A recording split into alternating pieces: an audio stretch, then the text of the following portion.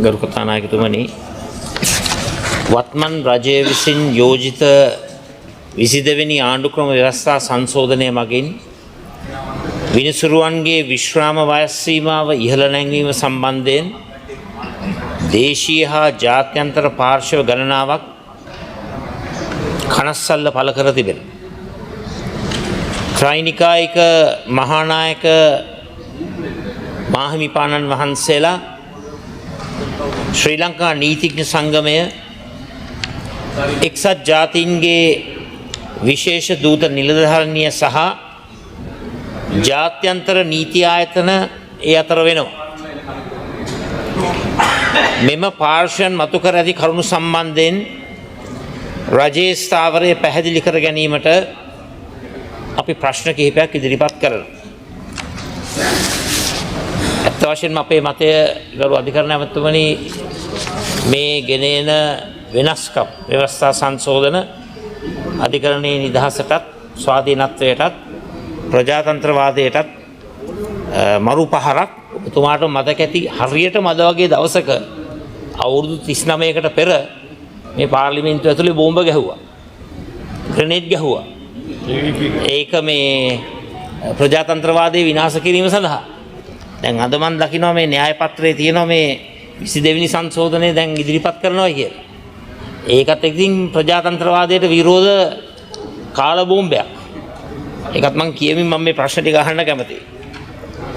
2025-12-31 දිනට මෙරට අධිකරණයන්ගේ විනිශ්චය කිරීමට ඉතිරිව ඇති නඩු සංඛ්‍යාව අධිකරණ දූරාවලියන් පිළිවෙලින් වෙන්වෙන්ව දක්වන්නේද? ත්‍රිනිකායික මහානායක හිමිවරුන් ජනාධිපතිතුමන් වෙත යොමු කළ ලිපියෙන් පෙන්වා දෙන්නේ අධිකරණයේ ස්වාධීනත්වය පිළිබඳව මහජන විශ්වාසය රඳා පවතින්නේ අධිකරණයේ සැබෑ ස්වාධීනත්වය මත පමණක් නොව එය කිසිදු සැකයකින් තොරව මහජනතාව හමුවේ විද්‍යාමාන වීම බවත් ඒ මත බවත් විනිසුරුවන්ගේ විශ්‍රාම වයස ඉහළ නැංවීම මගින් එම ස්වාධීනත්වයම මුලිනුපුටා දැමීමට හේතු විය හැකි බවත් මේක ගෞරවනීය මහානායක මාහිමිපාණන් වහන්සේලා ඉදිරිපත් කරන අදහස. මම කෙලින්ම ඔබතුමාගෙන් අහන්න කැමතියි රජය මේ අදහසට එකඟ වන්නේද? එකඟ වන්නේ නැද්ද? එසේ නොවන්නේ නම් මොකක්ද ඒකට හේතු කරුණු කාරණා ඉදිරිපත් කරන්න.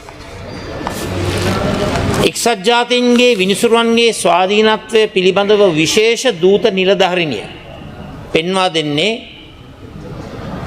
මේ අදහස් කරන සංශෝධනය හරහා ප්‍රතිලාභ ලබන විනිසුරුවන් විසින්ම මෙම සංශෝධනයේ ව්‍යවස්ථානුකූල භාවය 121 වගන්තිය යටතේ තීරණය කිරීමට සිදුවීමේදී ඒ තුල බැඳියාවේ ගැටුමක් conflict of interest එකක් ඇතිවීමේ අවදානමක් මතුවන බවයි ඔබතුමා දන්නවා. විශේෂයෙන්ම තමන්ගේ නඩුව තමන්ටම ඇසිය නොහැකි කියන මූලධර්මය nemo judex in causa sua යන ප්‍රතිපත්තියට අනුව ගරු විනිශ්චයකරුවෙකුට නඩුවේ පාර්ශ්වයන් හෝ විෂය කරුණු සමග පෞද්ගලික සම්බන්ධයක් නොතිබිය යුතුයි කියන මූලධර්මය ඔබතුමත් හොඳින් නීතිඥවරයෙක් හැටියට දන්න කාරණාව. ඒ නිසා මේ බැඳියාවේ ගැටුම conflict of interest ඇතිවීමේ අවදානමක් මතුවෙනවා නේද? රජය මේ අදහසට එකඟ වෙනවද? එසේ නොවන්නේ නම් මේ මන්ද? පොදු රාජ්‍ය මණ්ඩලීය නීතිඥ සංගමය පෙන්වා දෙන්නේ ආණ්ඩුක්‍රම ව්‍යවස්ථාව තෝරාගත් කොටසක් සංශෝධනය කිරීම එහි ගෞරවනීයත්වයට හානි කළ හැකි බවත් එවැනි ප්‍රතිසංස්කරණයකට පෙර ප්‍රමාණවත් මහජන සහ පාර්ශවකරුවන්ගේ සාකච්ඡාවක් අවශ්‍ය බව. රජය මේ අදහසට එකඟද? ඇත්ත වශයෙන්ම මෙතෙක් සිදුණු ක්‍රියාදාමයන් තුළ වැඩේ කරලා ඉවරලා තමයි ඔය එක පාර්ශව එක්ක කතා කරන්න ඔබතුමාලා යොමු වෙලා තිබෙන්නේ. අපි දකිනවා ඒක ඊටාත්ම දුර්වල ක්‍රියාවක් හැටියට. ඒ නිසා මම අහන්න කැමතියි රජය මේ අදහසට එකඟද? එසේ නොවන්නේ නම් මේ මන්ද? ලෝඒෂියා සංවිධානයට අනුව මෙම යෝජනාව ප්‍රමාණවත් පූර්ව මහජන සාකච්ඡාවකින් සහ උපදේශනයකින් තොරව ෂණිකව ගෙනෙනු ලබන පක්ෂග්‍රාහී ක්‍රියාමාර්ගයක් ලෙස පෙනී යාමේ අවදානම ඇති බවත් එය අධිකරණය කෙරෙහි මහජන විශ්වාසය බිඳ දැමිය හැකි බවත් කියන කාරණාව ලෝඒෂියා ෆෝරම් එක ඉදිරිපත් කරනවා. රජය මේ අදහසට එකඟ වන්නේද? එසේ නොවන්නේ නම් මේ මන්ද?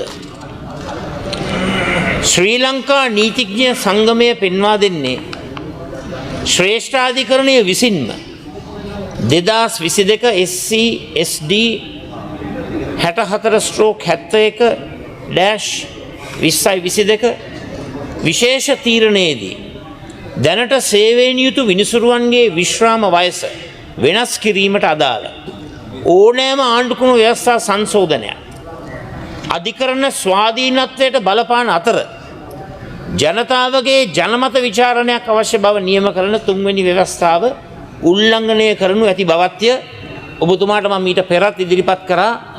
ගරු මුරුදු ෆර්නෑන්ඩෝ බෝනෙකලු විහාරයේ ගරු බෝනෙකලු විහාරයේ ගරු ජනක්ද සිල්වා යන ගරු විනිසුරුවන්ගේ ඒ නිගමනය ඒ තීන්දුව මම දන්න ඔබතුමා කියයි මේක අධිකරණයට අයිති කාරණාවක් කියලා.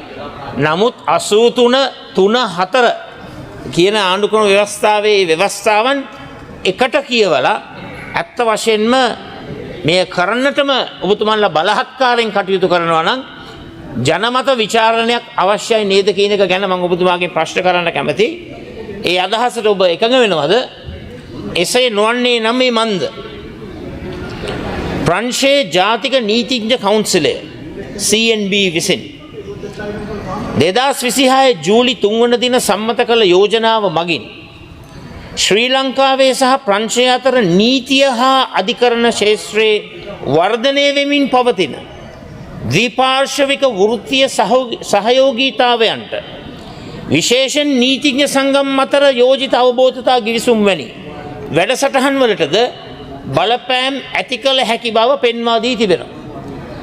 මේක රටවල් දෙකක් අතර තිබෙන වැඩ කටයුතු වලටත් මේ වගේ සංශෝධන ක්‍රියාත්මක කිරීම ඍණාත්මකව බලපානොයි කියන එක මේ ඉදිරිපත් කරන්නේ. රජය මේ තත්ත්වය පිළිබඳව එකඟ වන්නේද? නොයසේ නම් මේ මන්ද? මෙරට අධිකරණ විනිශ්චයකරුවන්ගේ වයස දීර්ඝ කිරීම මගින් නඩු කටයුතු ඉක්මන් කිරීම සිදුවේ යන්න රජයේ ස්ථාවරයද? ඒ කියන්නේ මේ විශ්‍රාම වයස වෙනස් කරාම නඩු කටයුතු මේකටත් වඩා ඉක්මනින් ඉදිරියට යනවා කියන එක ඔබගේ විශ්වාසයද? නැතහොත් ඒ සම්බන්ධයෙන් රජයේ අගයීම කෙබඳුද? මම බලාපොරොත්තු වෙනවා ගෞරවනීය මහත්මයාගේ මේකට උත්තරයක්.